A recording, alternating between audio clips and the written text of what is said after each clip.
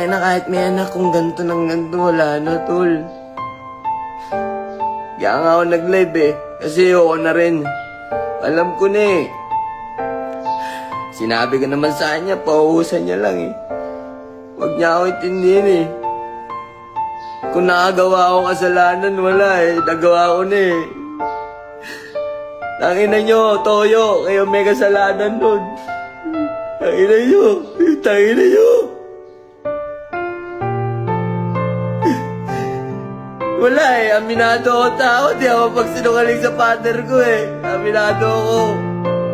Kaya putangin nyo, kung nagsyabu ako, aminin ko naman eh. Hanggang choky lang tayo mga tol, di ako nagsasyabu, huwag niyo ako pagbintangan.